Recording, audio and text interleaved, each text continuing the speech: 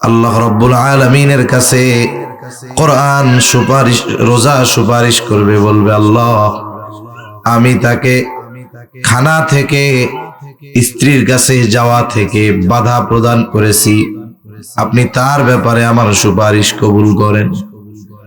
আবার কোরআন বলবে ইন্নী মানাতুহুন নাওমা, আমি তাকে ঘুমাইতে বাধা প্রদান করেছি, তার মানে সারাদিন সে রোজা অবস্থায়, আবার রাতের বেলা সে কোরআন শুনেছে তারাবিতে, আবার নিজেও আগে আগে উঠে কোরআন তিলাওয়াত করেছে, নামাজে পড়েছে, আমি তারে রাতে ঘুমাইতে দেই নাই, আপনি তার ব্যাপারে আমার সুপারিশ কবুল করে নেন।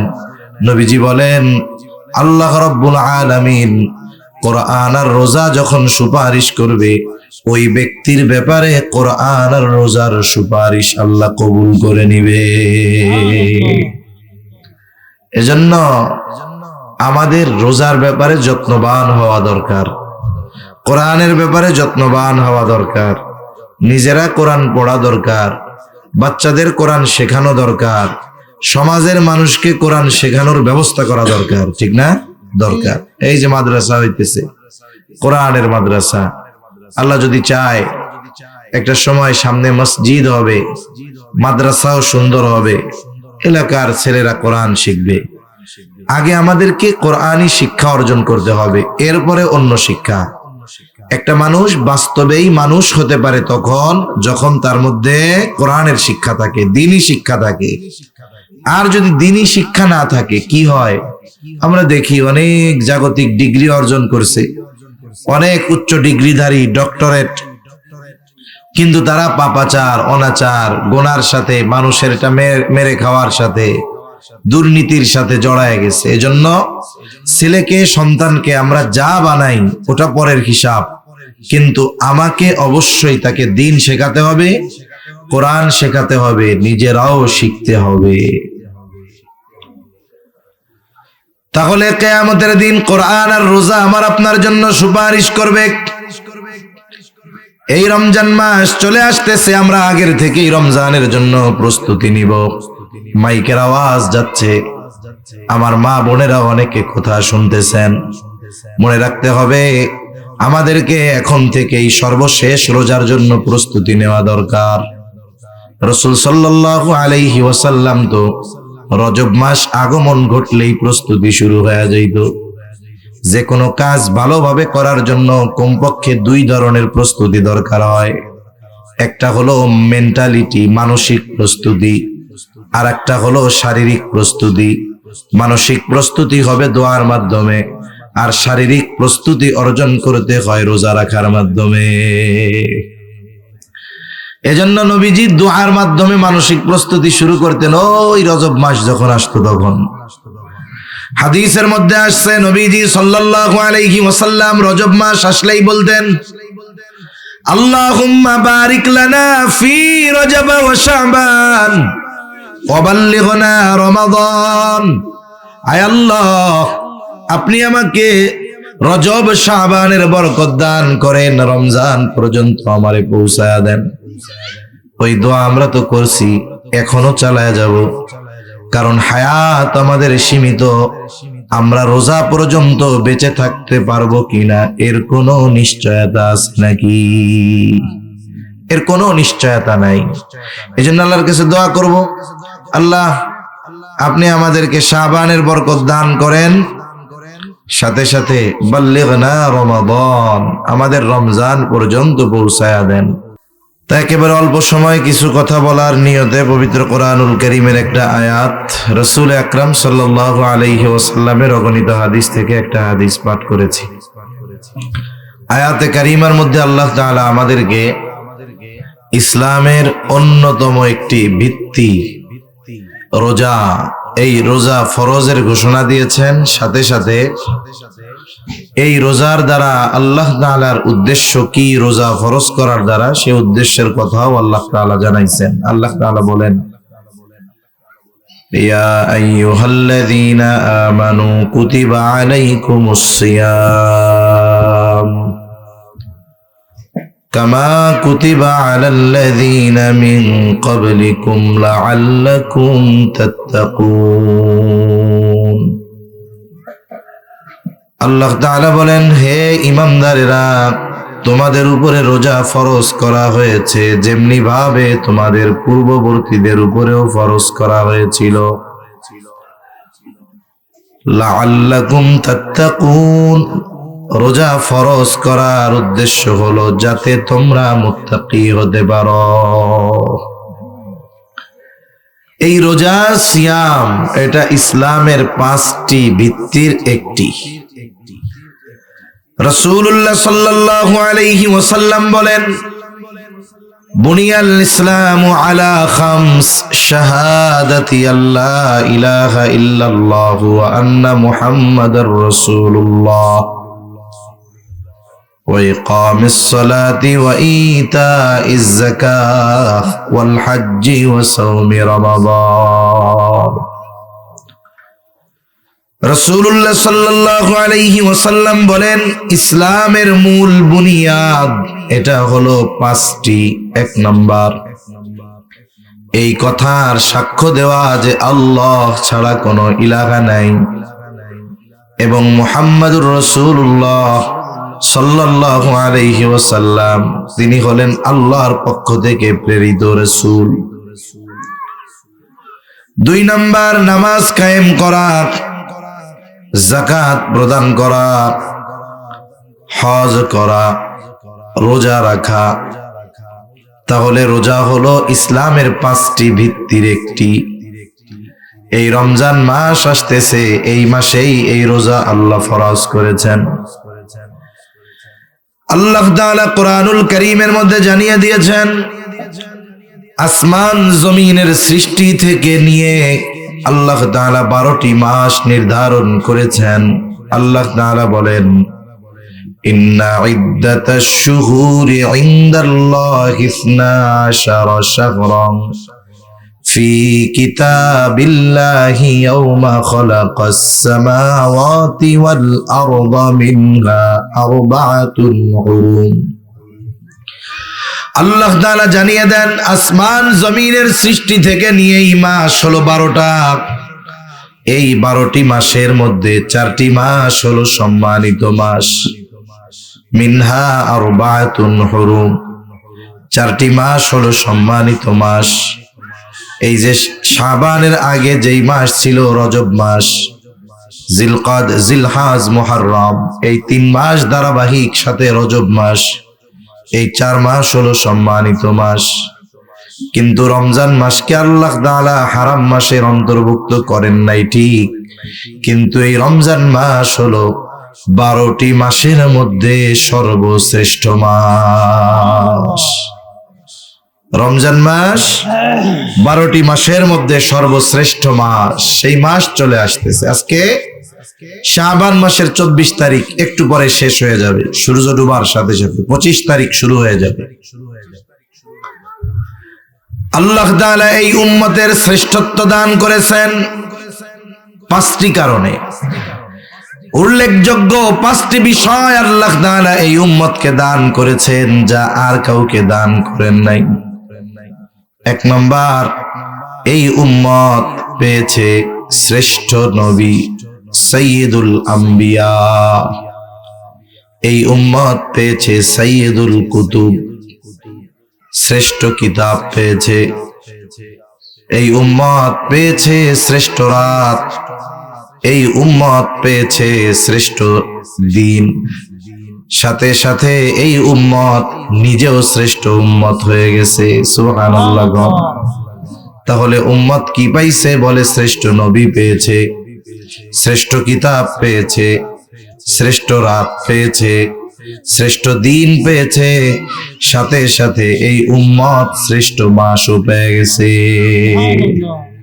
তাহলে সর্বশ্রেষ্ঠ নবী হলেন মুহাম্মাদুর রাসূলুল্লাহ সাল্লাল্লাহু আলাইহি ওয়াসাল্লাম। সর্বশ্রেষ্ঠ কিতাব হলো কোরআনুল কারীম। সর্বশ্রেষ্ঠ দিন হলো, রাত হলো শবে কদর। সর্বশ্রেষ্ঠ দিন হলো জুমার দিন আর 2 ঈদের দিন। আর সর্বশ্রেষ্ঠ মাস হলো রমজান মাস। সুবহানাল্লাহ। এই শ্রেষ্ঠ জিনিসগুলো পেয়ে এই উম্মত হয়ে গেছে শ্রেষ্ঠ উম্মত। এজন্য এই শ্রেষ্ঠ মাস, এই মাসে রোজা আমাদের উপরে ফরজ করছেন কে? আল্লাহ। এই মাসের কিছু বৈশিষ্ট্য আছে যা অন্য কোনো মাসের নাই। এক নাম্বার বৈশিষ্ট্য, এই মাসে আল্লাহ রোজা ফরজ করেছেন। আল্লাহ তাআলা জানায় দেন, শাহরু রমাদান আল্লাযী উনজিলা ফীহিল কুরআন হুদাল লিন-নাসি ওয়া বাইয়িনাতিন মিনাল হুদা ওয়াল ফুরকান ফামান শাহিদা মিনকুমুশ শাহরা ফালইয়াসুম। এক নাম্বার, আল্লাহ তাআলা এই মাসে রোজা ফরজ করেছেন। কোন ব্যক্তি যদি প্রাপ্তবয়স্ক হয়, সুস্থ হয়, বালেগ হয়, মুকিম হয়, বলে এই মাস যদি সে পায় তার জন্য এই মাসে রোজা রাখা ফরজ।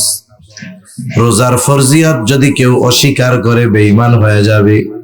রোজা যদি না রাখে সামর্থ্য থাকার পরেও, তাহলে সে গুনাহগার হয়ে যাবে। তাহলে রমজান মাস শ্রেষ্ঠ মাস হওয়ার এক নাম্বার কারণ, বলে এই মাসে ইসলামের অন্যতম ফরজ বিধান রোজা আল্লাহ তাআলা এই মাসে রাখা ফরজ করেছেন। দুই নাম্বার, রমজান মাস এমন মাস যেই মাসে আল্লাহ তাআলা কোরআন নাজিল করেছে। এই মাসে আল্লাহ কোরআন নাজিল করছে, এজন্য এই মাসের দাম বেড়ে গেছে।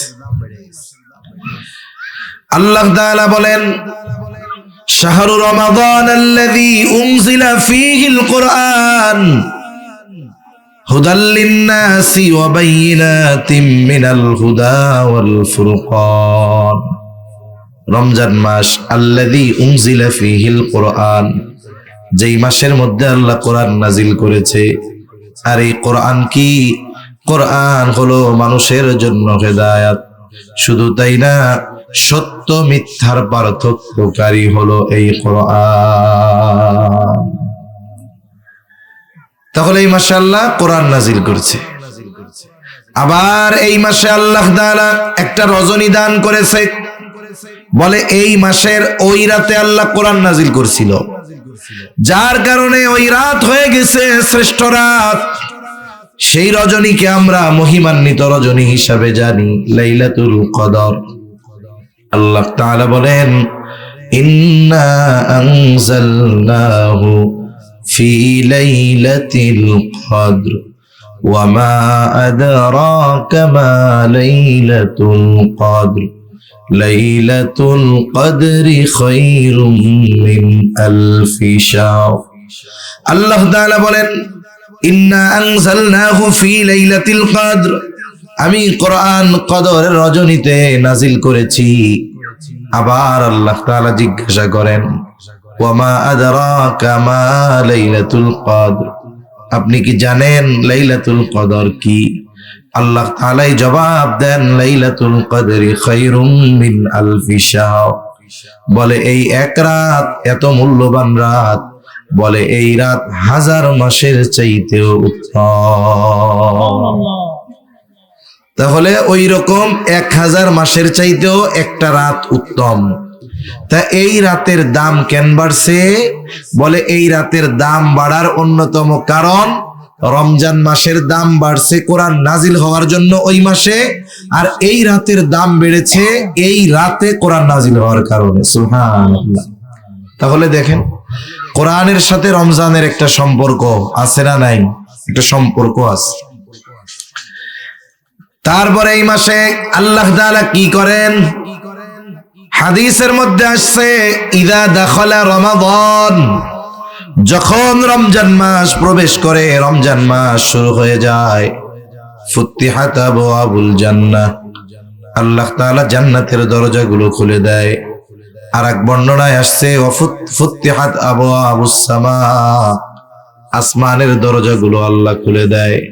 আর এক বর্ণনায় আসছে, ফুতিহাত আবওয়াবুর রাহমাহ, আল্লাহ তাআলা রহমতের দরজাগুলো খুলে দেয়। এই মাস আসার সাথে সাথে জান্নাতের দরজা খুলে দেওয়া হয়। এই মাস আসার সাথে সাথে আসমানের দরজাগুলো খুলে দেওয়া হয়। এই মাসের আগমন ঘটার সাথে সাথে আল্লাহর রহমতের দরজাগুলো খুলে দেওয়া হয়। সুবহানাল্লাহ। সারা বছর তো রহমত সব সময় আমরা আল্লাহর পক্ষ থেকে পাই, তবে আল্লাহ তাআলা রমজান মাসে স্পেশাল রহমত দান করে বান্দার জন্য। ওয়াগুল্লিকাত আবওয়াবুন নার, জাহান্নামের দরজা বন্ধ করে দেওয়া হয়, সাথে সাথে ওয়াসুলসিলাতিশ শায়াতিন, শয়তানকে আবদ্ধ করে দেওয়া হয় এই মাসের সম্মানে। এই মাস হলো শ্রেষ্ঠ মাস, কয়েকটা কারণ আমরা বলেছি শ্রেষ্ঠত্বের। শুধু তাই না, এই মাসে অন্যতম ইবাদত হলো রোজা রাখা। এই মাসের অন্যতম ইবাদত রোজা। আল্লাহ রাব্বুল আলামিন রোজার ফজিলতের কথা নবীজি সাল্লাল্লাহু আলাইহি ওয়াসাল্লাম জানায়েছেন। রোজা হলো এমন এক ইবাদত, রোজার সাথে কোরআনেরও তো সম্পর্ক আছে, কারণ এই মাসেই তো কোরআন নাজিল হলো। এজন্য নবীজি সাল্লাল্লাহু আলাইহি ওয়াসাল্লাম বলেন, আসসিয়ামু ওয়াল কুরআন ইয়াশফাআন লিল আবদি ইয়াউমাল কিয়ামাহ। সিয়াম এবং কোরআন বান্দার জন্য কিয়ামতের দিন সুপারিশ করবে। কিয়ামতের দিন রোজা, কোরআন আমাদের জন্য সুপারিশ করবে। যদি আমরা রোজা যথাযথভাবে রাখি, যদি আমরা কোরআন ভালোভাবে তিলাওয়াত করার সাথে সাথে কোরআন অনুযায়ী আমল করার চেষ্টা করি, তাহলে কোরআনও কিয়ামতে আমাদের জন্য সুপারিশ করবে। সাওম রোজা আল্লাহর কাছে বলবে, আয় রব, ইন্নী মানাতুহুত তাআমা ওয়াশ শাহাওয়াত ফাশাফি'নি মিন। আল্লাহ রাব্বুল আলামিনের কাছে কোরআন সুপারিশ, রোজা সুপারিশ করবে, বলবে, আল্লাহ, আমি তাকে খানা থেকে, স্ত্রীর কাছে যাওয়া থেকে বাধা প্রদান করেছি, আপনি তার ব্যাপারে আমার সুপারিশ কবুল করেন।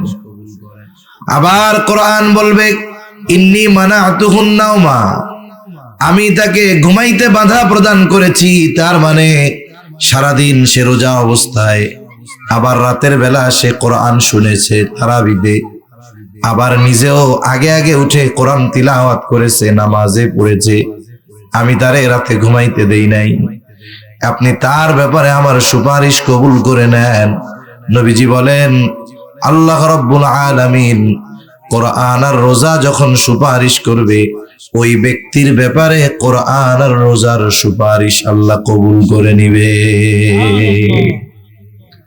এজন্য আমাদের রোজার ব্যাপারে যত্নবান হওয়া দরকার, কোরআনের ব্যাপারে যত্নবান হওয়া দরকার, নিজেরা কোরআন পড়া দরকার, বাচ্চাদের কোরআন শেখানো দরকার, সমাজের মানুষকে কোরআন শেখানোর ব্যবস্থা করা দরকার, ঠিক না?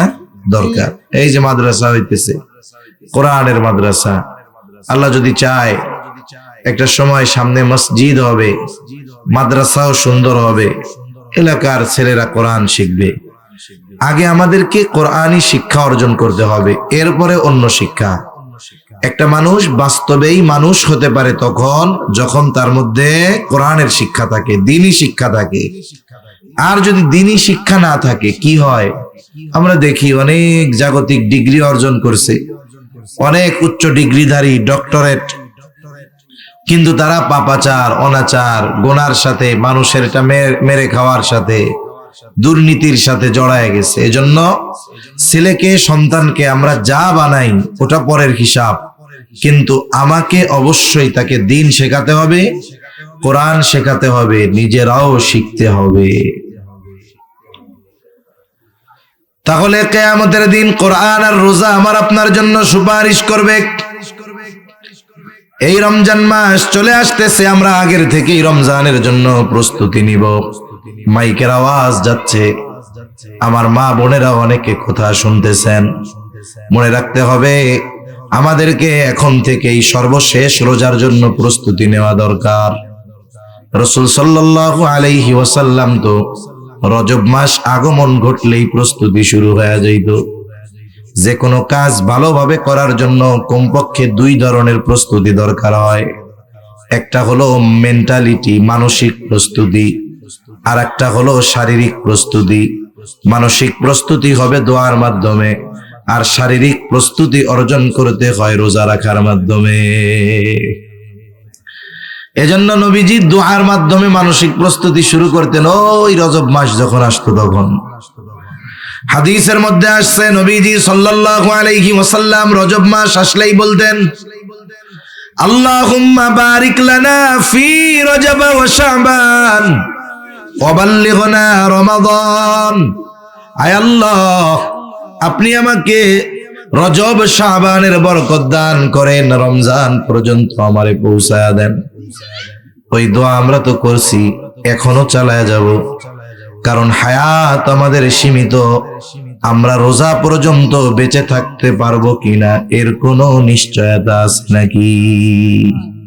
এর কোনো নিশ্চয়তা নাই। এই জন্য আল্লাহর কাছে দোয়া করব, আল্লাহ আপনি আমাদেরকে শাবানের বরকত দান করেন, সাথে সাথে বাল্লিগনা রমাদান, আমাদের রমজান পর্যন্ত পৌঁছায়া দেন। এই যে রমজানের জন্য যদি আমাদের মেন্টালিটি প্রস্তুতি থাকে, শারীরিক প্রস্তুতি থাকে, তাহলে এই কর্মগুলোও আমার ইবাদত বলে গণ্য হয়ে যাবে। সাথে সাথে শাবান মাস আসলে তো এমনিতেই নবীজি সাল্লাল্লাহু আলাইহি ওয়াসাল্লাম বেশি রোজা রাখতেন। শুধুমাত্র একেবারে মাসের শেষ 1-2 দিন নবীজি রোজা রাখতে মানা করছেন, যাতে করে শাবান আর রমজান এই দুইটা মিশে না যায়। এছাড়া প্রায় গোটা শাবান মাস নবীজি রোজা রাখতেন। নবীজিকে জিজ্ঞাসা করা হলো, রমজান মাস ব্যতীত অন্য কোন মাসে আপনাকে এত বেশি রোজা রাখতে দেখি না। নবীজি সাল্লাল্লাহু আলাইহি ওয়াসাল্লাম বলেন, শাবান মাস এটা রজব রমজান এই 2 মাসের মধ্যবর্তী মাস। এই মাসের ব্যাপারে মানুষ উদাসীন। নবীজি বলেন, এই মাস হলো এমন এক মাস যেই মাসে প্রত্যেক দিন বান্দার আমল আল্লাহ তাআলার কাছে পেশ করা হয়। সাধারণ সময় সপ্তাহে 1 দিন, কিন্তু শাবান মাসে প্রতিদিন। নবীজি বলেন, আমার আমল আল্লাহ তাআলার কাছে পেশ করা হবে। আমি এটা পছন্দ করি যে আমার আমল আল্লাহ তাআলার কাছে পেশ করা হবে, আর এমত অবস্থায় আমি থাকবো রোজাদার। আমি এটা পছন্দ করি যে আমার আমল আল্লাহর কাছে পেশ করা হবে, আর ওই অবস্থায় আমি রোজাদার আছি, এটা আমি পছন্দ করি। এজন্য আমরা রোজার জন্য প্রস্তুতি নিব। উচিত তো ছিল, যারা রাখছে তো রাখছেই, শাবান মাসে শারীরিক ভাবে রোজা রাখায় নিজেকে প্রস্তুত করে তোলা। তাহলে কি হইতো, যে রোজার মাস যখন শুরু হইতো আমরা স্বাচ্ছন্দ্যে রোজা রাখতে পারতাম। যদি কোনো ব্যক্তি সারা বছর নফল রোজা কিছুই রাখে না, রোজার শুরুতেই যখন রোজা রাখা শুরু করে তখন তাকে ক্লান্তি পেয়ে বসে, তার কষ্ট হয়, তারাবিতে দাঁড়ায় থাকতে পা ব্যথা যায়, রোজা রাখার পরে জোহরের পরে মসজিদের মধ্যে শুধু গড়াগড়ি দেয়, এই তো কষ্ট হয়ে যায়। এজন্য আগের থেকেই প্রস্তুতি নেওয়া দরকার। এখনো সময় আছে, আমরা চাইলে এখনো, তাহলে কি হবে, এর দ্বারা আমাদের একটা প্রস্তুতি হয়ে যাবে ইনশাআল্লাহ। তাহলে রোজা রাখলে লাভটা কি হবে? রোজার প্রতিদান স্বয়ং আল্লাহ তাআলা দেওয়ার ঘোষণা দিয়েছেন। নবীজি সাল্লাল্লাহু আলাইহি ওয়াসাল্লাম বলেন, কুল্লু আমাল ইবনে আদম লাহু ইল্লা সিয়াম। আল্লাহ তাআলা বলেন, বনি আদমের প্রত্যেকটি আমল নিজের জন্য, কিন্তু রোজা ছাড়া, ইল্লা সিয়াম, রোজা ব্যতীত। নবীজি সাল্লাল্লাহু আলাইহি ওয়াসাল্লাম বলেন, আস-সাওমু লি ওয়া আনা আজজি বিহি। আস-সাওমু লি ওয়া আনা আজজি বিহি। নবীজি সাল্লাল্লাহু আলাইহি ওয়াসাল্লাম বলেন, আল্লাহ তাআলা বলেছেন যে রোজা বান্দা আমার জন্য রাখে, এই রোজার প্রতিদান আমি নিজেই দিব। রোজা বান্দা আল্লাহর জন্যই রাখে। আর এটাই বাস্তব যে একটা মানুষ যদি নামাজ নাও পড়ে, যদি রোজা রাখে, নামাজ পড়ে না ঠিক মতো কিন্তু রোজা রাখছে, খিদা লাগার পরেও কিন্তু সে লুকাইয়া লুকাইয়া কোনো কিছু খায় না, নামাজ না পড়ুক সেটা ভিন্ন কথা, কিন্তু রোজা যেই দিন রাখে, খিদা লাগছে, পানির তৃষ্ণা লাগছে, লুকিয়ে খাইতে পারে। ফ্রিজে খাবার আছে, রান্নাঘরে রান্না করা গরম খাবার আছে, খিদা নিবারণের জন্য খানা খাইতে পারে, তৃষ্ণা নিবারণের জন্য পানি পান করতে পারে, কিন্তু সে করে না। কেন করে না? আল্লাহর ভয়ে করে না। এজন্য তাকওয়ার দ্বারা মূল উদ্দেশ্য হলো রোজার দ্বারা তাকওয়া অর্জন করা। এজন্যই তো আল্লাহ তাআলা বলেন তোমাদের উপরে রোজা ফরজ করা হয়েছে, যেমনি ভাবে পূর্ববর্তীদের উপরেও ফরজ করা হয়েছিল। রোজা কেন ফরজ করা হয়েছে? আল্লাহ তাআলা বলেন লাআল্লাকুম তাত্তাকুন, যাতে করে তোমরা মুত্তাকি হতে পারো।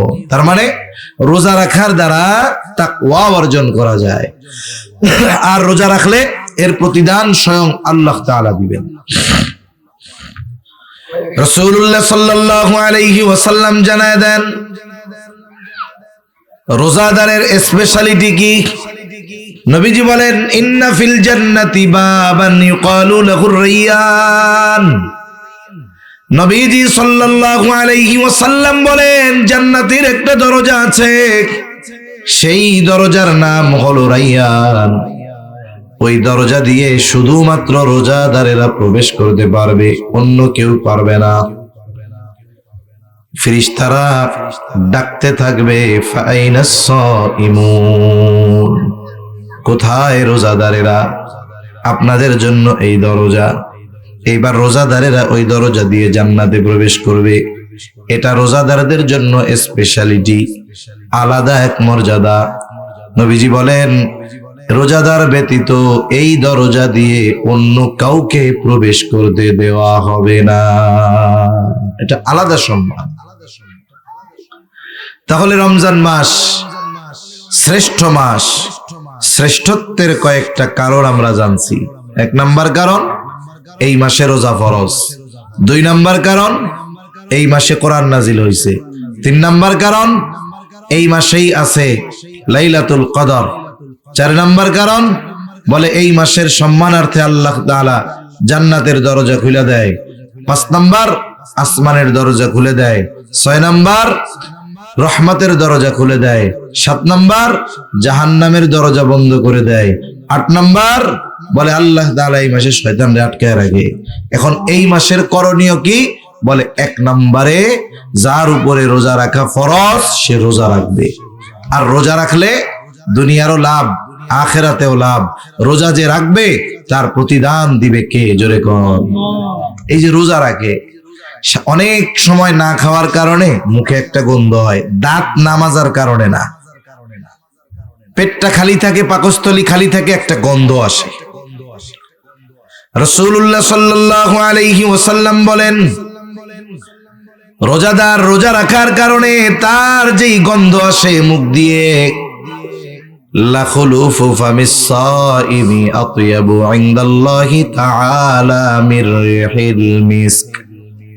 নবীজি সাল্লাল্লাহু আলাইহি ওয়াসাল্লাম বলেন রোজা রাখার কারণে রোজাদারের মুখে যে গন্ধ হয়, ওই গন্ধটা আল্লাহ তাআলার কাছে মিশক আম্বরের চাইতে বেশি প্রিয়।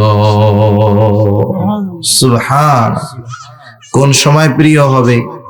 যদি রোজা রেখে জবানের গুনাহ না করে। জবানের গুনাহ যদি করে তাহলে তো আর ওই গন্ধ হবে না। গীবত যদি করে তাহলে তো পচা মৃত ভাইয়ের গোশত খাওয়ার গন্ধ গাল দিয়া বেরোবে। এজন্য রোজা রাখার সাথে সাথে আমরা মনে করি যে না খাইয়া থাকলেই মনে হয় রোজা হয়ে গেল। না, না খেয়ে থাকার সাথে সাথে অন্যান্য অঙ্গ প্রত্যঙ্গেরও রোজা আছে।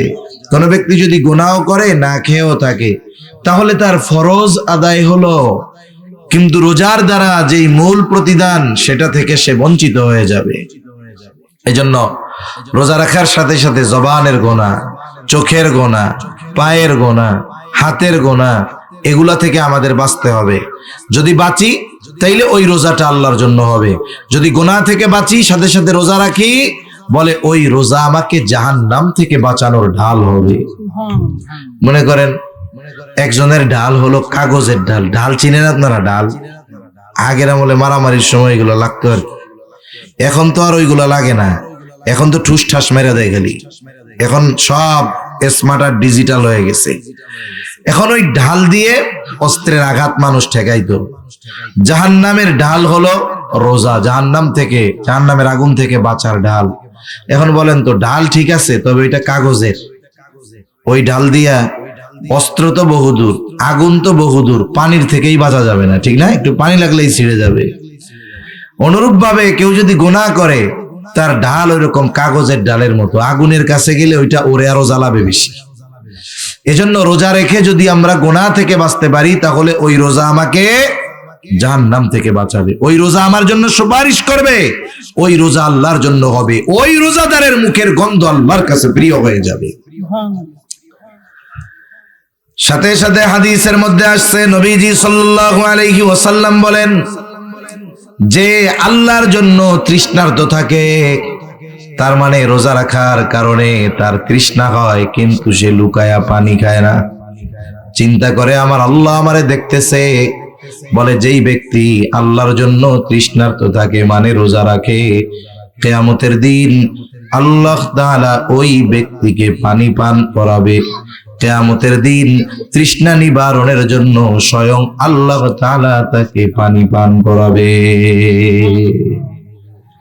এজন্য রোজা রাখলে ফজিলতের অভাব নাই। আমরা রোজা রাখবো, আমাদের সন্তানদেরকে রোজা রাখানোয় অভ্যস্ত করব। এটা হলো বড় আমল, প্রধান আমল, যে রমজান মাসে রোজা রাখা। 2 নাম্বার, তারাবির নামাজ আদায় করা। নবীজি সাল্লাল্লাহু আলাইহি ওয়াসাল্লাম বলেন, মান সামা রমাদানা ঈমানান ওয়া ইহতিসাবা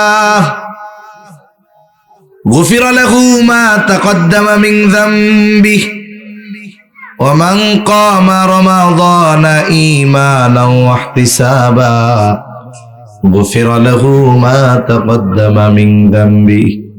নবীজি বলেন, যে ঈমানের সাথে সওয়াবের আশায় রোজা রাখে, আল্লাহ তাআলা তার অতীতের সব গুনাহগুলো মাফ করে দেয়। সাথে সাথে যেই ব্যক্তি ঈমানের সাথে সওয়াবের আশায় মান কামা রমাদান, রমজান মাসে কিয়াম করে মানে নামাজ পড়ে। মুফাসসিরিন মুহাদ্দিসিন ইকরাম বলেন, এখানে উদ্দেশ্য হলো তারাবির সালাত।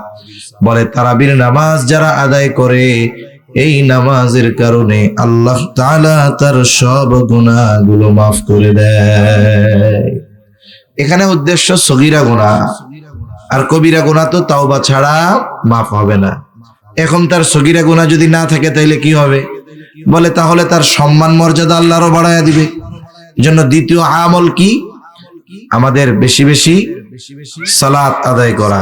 অন্যান্য নামাজ তো পড়ি, ওই সময় বেশি বেশি তারাবি এবং শেষ রাত্রে সাহরির কিছু সময় আগে উঠে শুধু খাওয়া না, প্রয়োজনে ওযু করে 2-4 রাকাত নামাজ আদায় করা। 3 নাম্বার আমল, বলে বেশি বেশি কোরআন তিলাওয়াত করা। কারণ এই রমজান মাস কোরআন নাজিলের মাস। এই মাসটা বেশি থেকে বেশি আমাদের কোরআনের সাথে থাকা দরকার। সালাতে তারাবির সালাতে কোরআন তিলাওয়াত শুনবো। আমি যখনই সময় পাই নিজে তিলাওয়াত করব। যদি না পড়তে পারি ইমাম সাহেবকে বলে, আলেমকে বলে, কারি সাহেবকে বলে আমি আপনি কোরআনটা শুদ্ধভাবে শিখে নিব। গোটা রমজানটা যেন হয় কোরআনময়। যাদের আছে সূরা ফাতিহা সহ 10টা সূরা চেষ্টা করব শুদ্ধভাবে শিখে সাথে সাথে তরজমা ব্যাখ্যাটাও পড়ার। তাহলে কি হবে? বলে অনেক মানুষ আছে 20 বছর ধরে নামাজ পড়ে, 30 বছর ধরে নামাজ পড়ে, সূরা ফাতিহার অর্থ জানে না। এখন যদি সে অর্থ শিখে, ছোট ছোট সূরাগুলার অর্থ ব্যাখ্যা জানে, তখন সে সূরা ফাতিহা যখন তিলাওয়াত করবে অর্থ জেনে বুঝে, তখন যেই মজা লাগবে বিগত 20 বছর সূরা ফাতিহা পড়া সে এত মজা পায় নাই, যখন সে অর্থ বুঝবে, ব্যাখ্যা বুঝবে। এজন্য যারা সাধারণ মানুষ, আমার মা বোনরাও আছেন, আপনারাও কমপক্ষে চেষ্টা করবেন সূরা ফাতিহা সহ কমপক্ষে ছোট ছোট 8-10টি সূরা যেগুলো সচরাচর আমরা নামাজে পড়ি, এগুলো অর্থ ব্যাখ্যা সহ শেখার। তাহলে কি হবে? আপনি তিলাওয়াতের সময় বুঝতে পারবেন কি মজাটা লাগতেছে তখন। তাহলে রোজাটা যেন কোরআনময় হয় আমাদের। সাথে সাথে রমজান মাস যেহেতু রহমতের মাস, নবীজি বলেছেন বরকতের মাস। আমরা বেশির থেকে বেশি গুনার থেকে বাঁচার চেষ্টা করব। নেকের কাজ কম হোক খেয়াল রাখবো, গুনাহ জানি আমার আপনার জানা সংগঠিত না হয়। কারণ রোজা রেখে যদি গুনাহ হয়, নবীজি বলেন কারো রোজা হলো না খেয়ে থাকার নামান্তর। তার মানে গুনার কারণে তার রোজাটা শুধু ফরজ আদায় করাটাই হয়, রোজার ফজিলত থেকে সে বঞ্চিত হয়ে যায়। এজন্য বেশির থেকে বেশি গুনার থেকে বাঁচার সর্বোচ্চ চেষ্টা করব। 5 নম্বর আমল, এই রমজান মাস চেষ্টা করব অন্যান্য সময়ের তুলনায় দিনই কাজে বেশি ব্যয় করা। রমজান মাসে অন্যান্য সময়ের চাইতে একটু দিনই কাজে ব্যয় করার চেষ্টা বেশি করব। এ মাসে যদি করা হয় সওয়াব তো এমনিই বেশি। এজন্য রাসূল সাল্লাল্লাহু আলাইহি ওয়াসাল্লামের ব্যাপারে আব্দুল্লাহ ইবনে আব্বাস রাদিয়াল্লাহু তাআলা আনহু বলেন, নবীজি ছিলেন আজওয়াদান নাস, সবচাইতে বড় দানশীল। নবীর চাইতে দানশীল আর কেউ ছিল না। অনেকে বলে আমাদের নবী গরিব ছিলেন। কে কইছে গরিব ছিল? উনি গরিবী হালতটাকে পছন্দ করেছেন। ওনার জন্য বিভিন্ন জায়গা থেকে অনেক পরিমাণ হাদিয়া আসতো। একবার বাহরাইন থেকে নবীর জন্য হাদিয়া আসছে। নবীজি নামাজ পড়তেছেন, হাদিয়া আসছে। মসজিদে স্তূপ করে রাখা হইছে, চাউল ডাউল না, স্বর্ণের অলংকার, দামি দামি জিনিস। নবীজি এগুলো জমানো পছন্দ করতেন না। এই জন্য নবীজি কি করছেন? নামাজ শেষ করে একটা একটা করে সবাইরে সবগুলো দিয়ে দিচ্ছে। নবীজি সাল্লাল্লাহু আলাইহি ওয়াসাল্লাম স্বাভাবিক সময় তো দান করতেন। রমজান যখন আসতো নবীজি ঝড় বায়ুর মতো দান করতেন। খুব দানশীল ছিলেন আমার আপনার নবী। রোজার মাসে তার এই দানশীলতার পরিমাণ আরো বেড়ে যায়। এজন্য আমরা যারা আছি শুনতেছি, এখানে মসজিদ হবে, একসময় মাদ্রাসার কাজ হবে, জমি হইছে, কোনো মতে আছে। মানুষ আপনারা চেষ্টা করবেন এই আল্লাহর ঘরের জন্য কিছু দেওয়ার, আল্লাহর এই মাদ্রাসার জন্য কিছু দেওয়ার।